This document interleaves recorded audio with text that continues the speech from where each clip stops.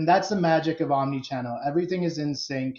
The customer is not starting over, whether they started on their phone, their living room, or even at your lot. There's one journey, one system, one customer record. From the Aishin Broadcast Studio, it's the Executive Spotlight.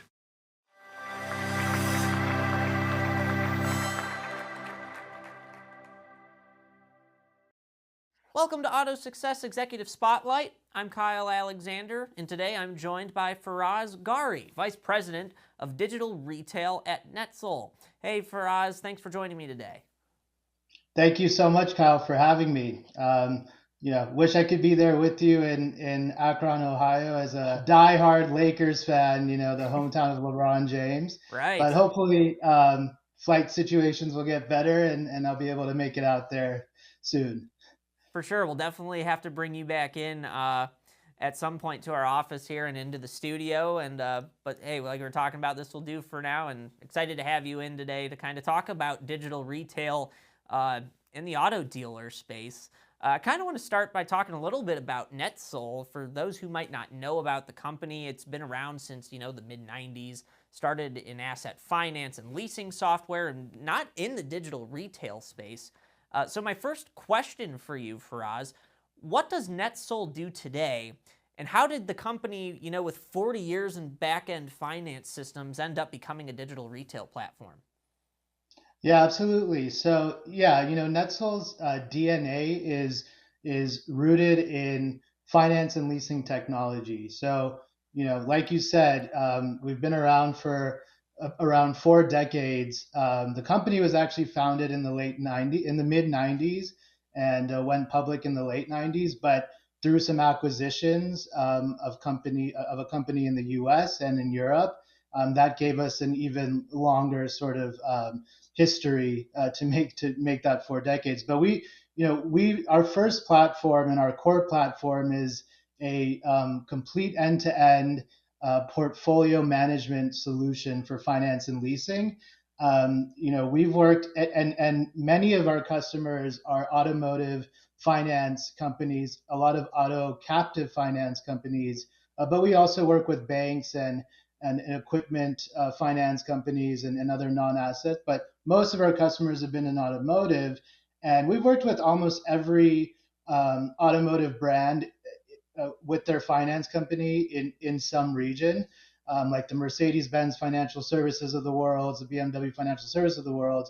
The best way to describe what that platform does, I think, for the audience here from a auto retail perspective is, if you look at the DMS in a dealership, it's really the heart and brain center, the core of the dealership.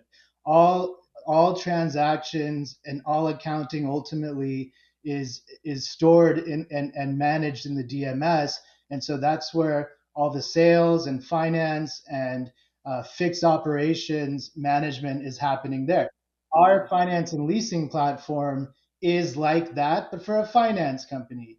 And so when you go to lease or get a loan for your vehicle, that contract eventually gets activated, and now it has to be managed through its life cycle.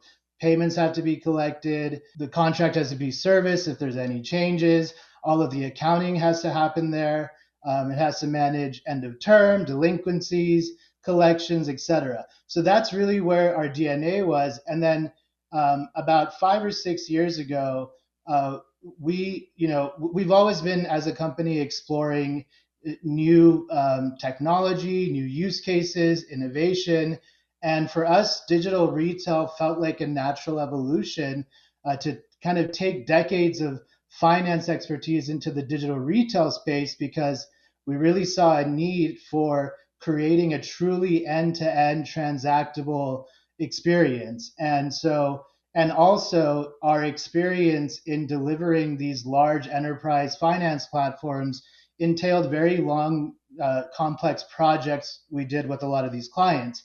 So we had an opportunity to work with an OEM 5 or 6 years ago. We built a full end-to-end platform, bringing that finance expertise, bringing that project experience and at an enterprise level. And, the rest is kind of history. From there, things have really grown. we've gotten great traction. We're working with a very large OEM now. We're working with a very well-known dealer group as well on powering next generation of digital retail. And we're also, our product is also able to be installed in pretty much any franchise dealership within weeks, not months. So we have enterprise clients and projects we work with to kind of tailor the platform to their needs, but we also have an out of the box solution. So yeah, that's kind of how we evolved, and now we're looking at both areas, finance and retail, and we're truly an ecosystem partner in that regard. That's awesome to kind of hear you explain that transition for us into this digital retail space. And that kind of leads me into my next question. Now that NETSOL is here in the digital retail space, what, in your opinion, makes a digital retail platform more than just a website that has a, like a request more info button? Yeah, so the term digital retail or e-commerce in automotive has actually been around for a couple of decades. It's actually not a new term. However, the meaning and the definition of it has evolved. For the longest time, it was just a request more info button on a website that basically generated a lead form. But now today, digital retail has immensely evolved, and not only has it evolved, but the evolution of it is not a nice to have anymore. It's becoming a hygiene factor. So it's not just a marketing layer anymore. It's the transactional core of how a car deal happens. It connects the website to the CRM, to the DMS, to lenders, F&I menus, OEM incentives. So when a shopper configures a car, applies for credit, adds protection products, it's all live actionable data. A request more info button is just another lead generation form. It really misses what buyers expect today, because buyers want pricing transparently. They want to easily get a valuation on their trade-in. They want access to credit and offers very easily, protection options. They want to set up appointments on their own terms, and they want that all to be seamlessly connected. So it's really about enabling the entire sales process, both online and offline, not just capturing an email address. So digital retail today it's a bridge. It's a bridge from browsing to buying to funding. And if your digital retail platform is only getting you a click, it's still just a website. It's not a transaction engine. So somewhat kind of related to that and to the process of buying a car, how do digital retail platforms handle someone who started their shopping for their vehicle online and then they still come into the dealership just to see the car? Exactly, and this is a big issue today, and this is exactly where many platforms break, and what we're determined to fix. What should really happen is a shopper walks into the store, and a salesperson and an F&I manager should be able to instantly pick up the deal from where the customer left off online. Same structure, same price, same data, no re-entry, no starting over. And that continuity reduces drop-offs, increases conversion, and elevates the experience. And that's the magic of Omnichannel. Everything is in sync. The customer is not starting over, whether they started on their phone, their living room, or even at your lot. There's one journey, one system, one customer record. The minute a customer walks into your store and you ask them to repeat what they did online, you have lost trust. You have lost the value of digital retail. Hopefully you still get them into a vehicle, and many times you will, because they're there and they have intent, but have you retained that customer in the long term when their son is ready to buy a car or when they're ready for their next vehicle? So omni-channel is the magic word here, and something we are working on for our platform. Awesome stuff, Faraaz. Let's shift gears a little bit here and talk about something that's just ever growing in the auto dealer industry right now, and that's artificial intelligence. For a dealership who has a customer shopping online, what is AI doing behind the scenes, if anything at all, and maybe how does digital retail change the F&I process? It's funny. A couple years ago, I was on a field visit for one of our dealer partners, and I was starting to talk about AI with an F&I manager, And the second I said, how would you feel about AI helping F&I? He literally walked out. So, Oh no. there is a stigma on it that, it's a replacement, but really we see it as purely augmentation.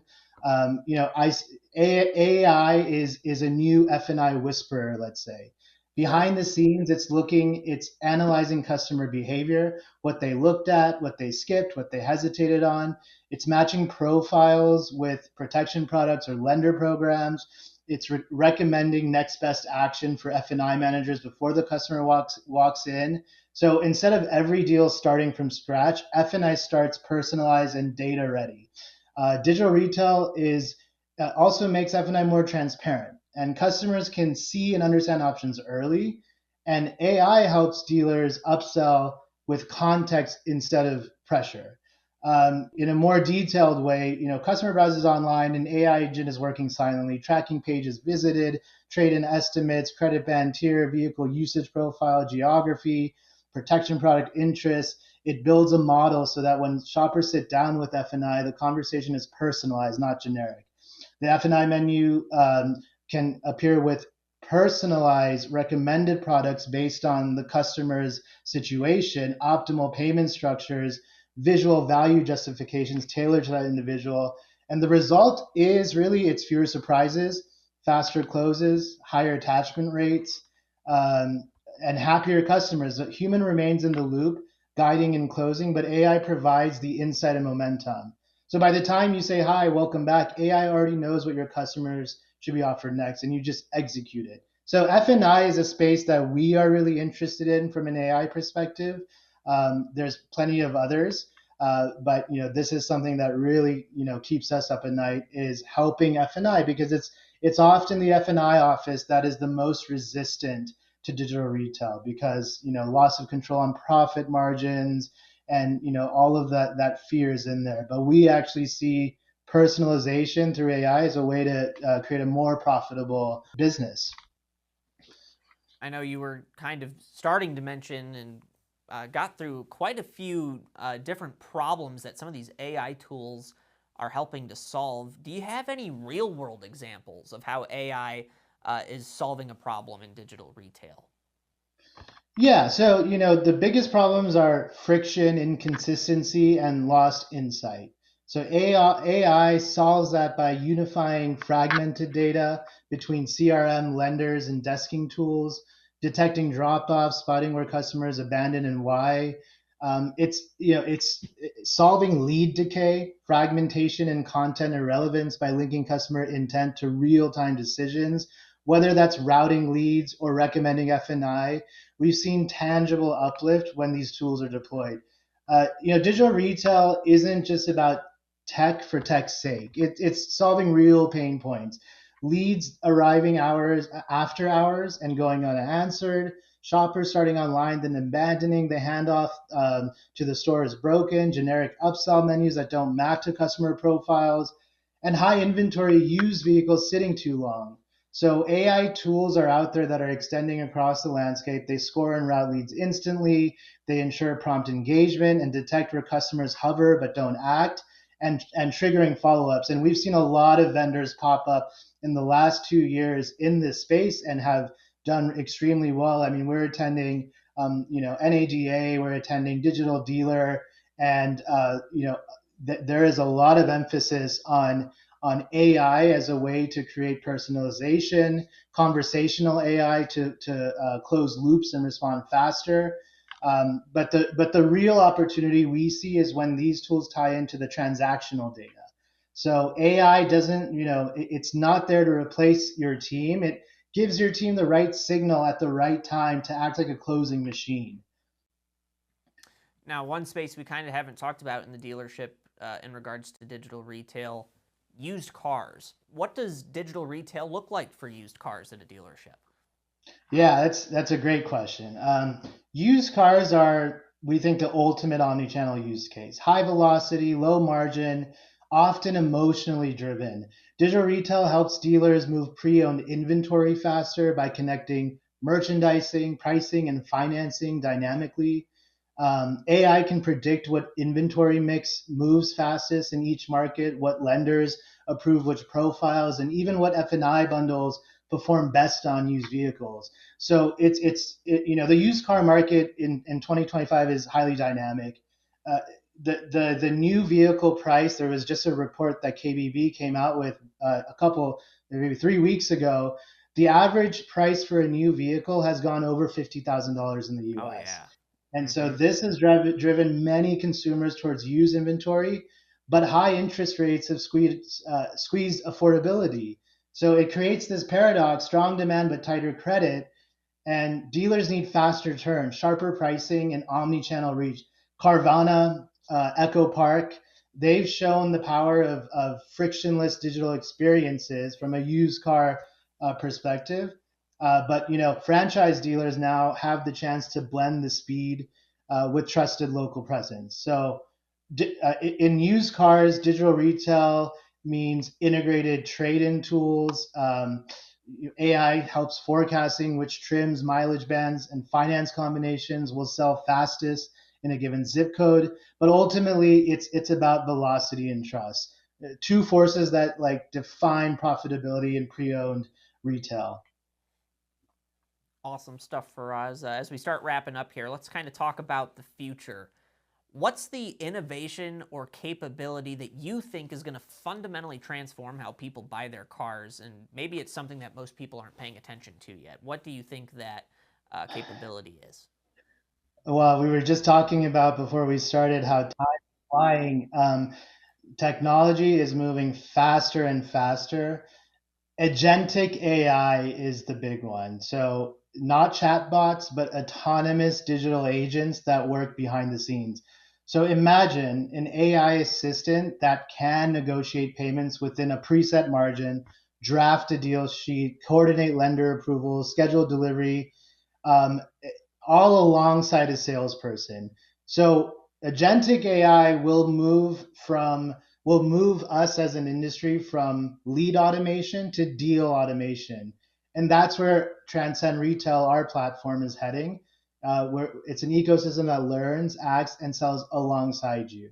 So agentic AI is something to watch out for as a total augmentation of sales and personalization.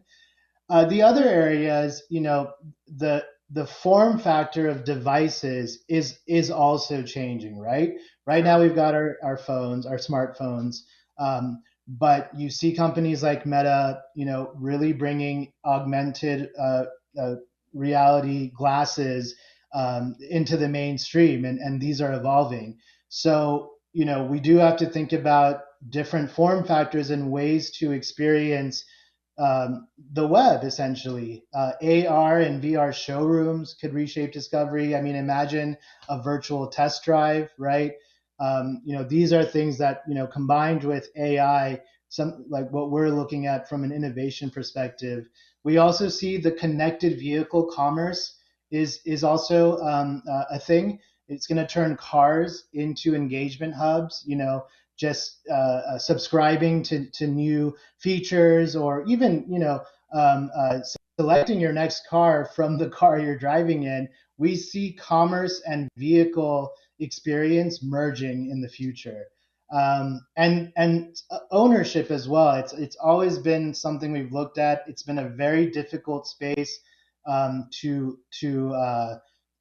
master right now for a lot of companies who are trying vehicle subscription use cases, kind of like how you subscribe to Amazon Prime or Netflix, subscribing to a vehicle that you don't want to be locked into for 3 years, or don't feel like you want to own after 6 years or so. So ownership, we do see, the concept of a lease is a very old concept. So the industry is sort of ready for a different type of usage scenario here.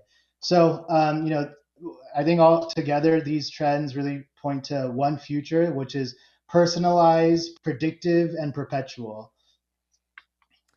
Awesome, Faraz. Last quick question for you here. Is there anything else you want to mention, maybe that we didn't discuss regarding digital retail? I could probably talk for hours and hours, and after this, I probably will continue to talk hours and hours with different people.